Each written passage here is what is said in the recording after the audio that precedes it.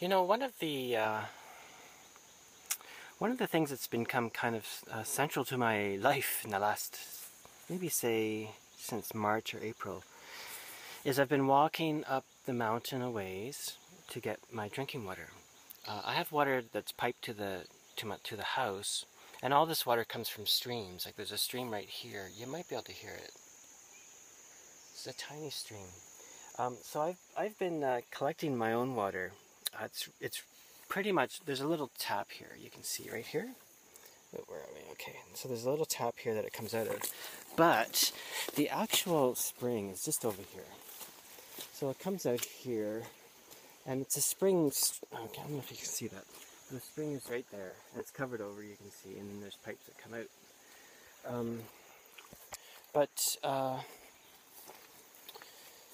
So all the water comes from the mountain, really. But the water that gets piped into my house is, you know, it's got like at least 2 kilometers of PVC piping and whatnot, and it's kind of yellow. So anyway, I think it's probably maybe okay to drink, but Goze says I should boil it. Anyway, but it's great for washing dishes and whatnot, all that stuff. So I was told about this spring, which I'd seen during when we walked up to clear the fire trail on the ridge up there. And this is the spring here, and the tap. So I've been coming here since March or April now to get my drinking water here. So part of it is because of the process of having to walk to get my water, you know. So which is really great. It's triggering stuff, you know. So my project, Goze in the foothills of the Himalaya, which is really just another name for trying to explore ideas of living softly on the earth and all that stuff, that kind of thing, is becoming about the water. So I've written a lot of texts and stuff having to do with water and walking to water and rain and all that sort of stuff, or lack of rain. So, you know, I guess it makes sense. It's an essential part of all our living, and something a lot of, you know, to a great degree in the modern world, we take completely for granted, you know. So, a number of years ago, like more than 10 years ago, I was talking with a close friend about drinking water, and she was saying, oh, there's parts of the world where people have to walk like 1 kilometer or 2 just to get their water to drink. And of course, in some cases, there's no water that you can just drink, you know. That's a whole different ballgame itself. Anyway, I said, oh, well, you don't have water to drink either. And, you know, so this was in Toronto. And of course, the reaction is, well, what are you talking about? We just open the tap and we can drink it. So, you know, my point was, yeah, but if you don't have an industrial infrastructure to clean it, you can't drink it. It's out of Lake Ontario. It's completely polluted, chemicals, everything. And if that infrastructure fell apart, you would have no water. You'd have to figure out where you're going to get your water. So that's the question. Where do you get your water? That's kind of essential, I think, and also is a really great focus point for the general idea of where do you get your water, where do you get your air, where do you get your food, all this stuff, you know. So this is a part 1. I'm going to add another one. I'm going to walk along the trail. So I'm going to walk along this trail here, heading back to the road. So I walk about maybe 1 kilometer along the road to get here, and then 1 kilometer on this beautiful trail. And yeah, so one thing that I do is I try to get the water when there's no heavy rain, because what happens is the water comes out of the spring, out of the hill, and there's a little tiny pool, like no bigger than this, where you saw it covered over there. So, and the only problem is if there's heavy rain, then water from the ground, if it's so heavy it's on the surface, you can wash into that pool. So you don't want to do that because there's all kinds of crap on the ground that you might not want in your water. Yeah, but on the other hand, it's so thickly vegetated, as you can see, that so much of it gets absorbed instantly, which also makes this very steep country much, I reckon, much safer for landslides and things like that. It's completely, you know, it's got plants everywhere. It's awesome. It's beautiful.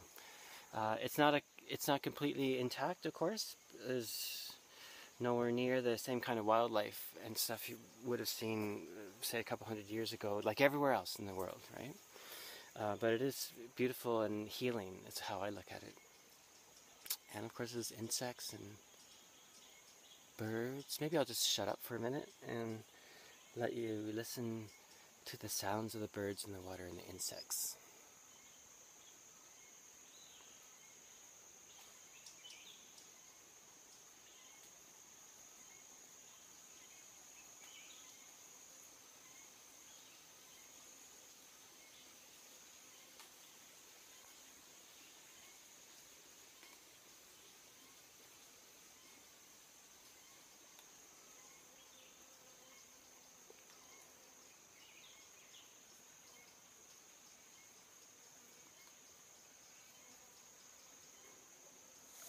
Okay, here's the walking portion of this video. I'll have to glue them together somehow.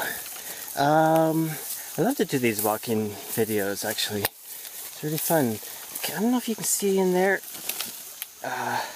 The stream kind of is in amongst those plants.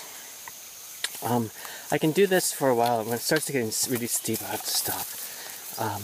So this is our trail. It's very clear. It's a very well-used trail.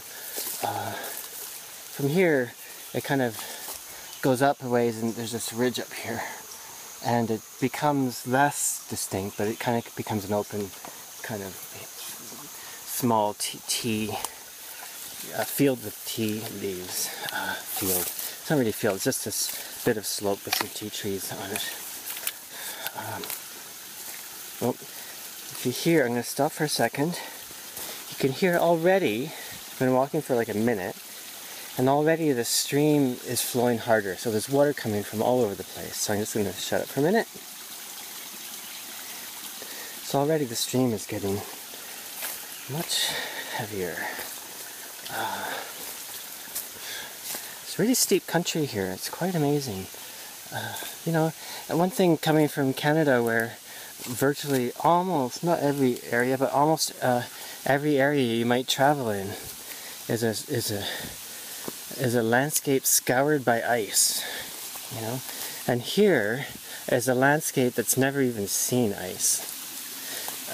I wonder, one thing I wonder about is during the ice ages, if it maybe got cold enough. I'm sure it got cold enough to snow up here, because for sure at the tops of some of the mountains it can get to just a little bit below freezing now.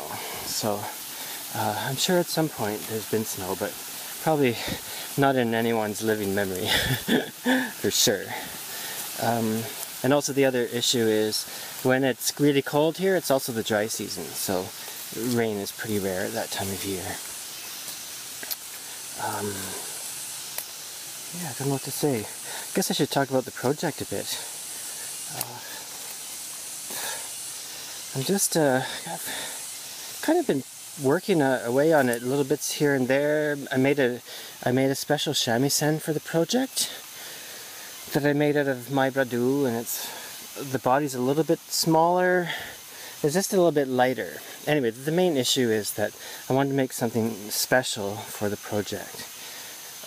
So I've been putting away on other instruments. The other instrument that I will almost for sure use a little bit is my eagle, which I also just made, and which is a bowed two-string instrument similar to the Mongolian Morin-Hur horsehead fiddle.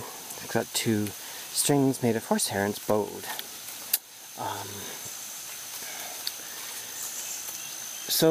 Yeah, so I've been sort of puttering away at kind of gathering ideas, and as predicted, actually, in September I can see now that I'll start working, you know, more full on. Do you know what I mean? So that'll be my main focus, that I've got these other pieces. So I've been kind of gathering pieces together, I guess. Oh, Jesus. Oh, Jesus.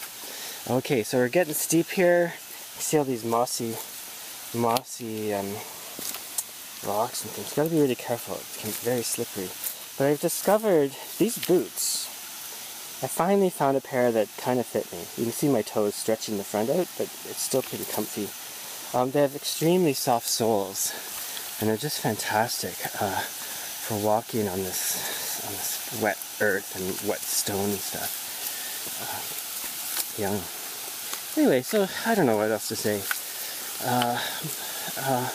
I guess my main issue was the water, and maybe I'll finish here looking into this little valley, and I'll just be quiet for a minute so you can hear the water flowing.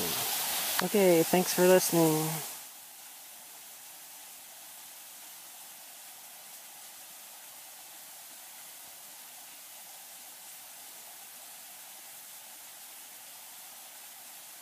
This is another section of the trail I really like. It kind of flattens out here a bit, but mostly I really love that it kind of opens up a bit. So you would get probably from this video you can't really tell too much, but you really get a sense of, it helps to have a bit of space around you to get a sense of the density, if you get my drift. Yeah, it's just so gorgeous, you know. Holy, so lucky to live here.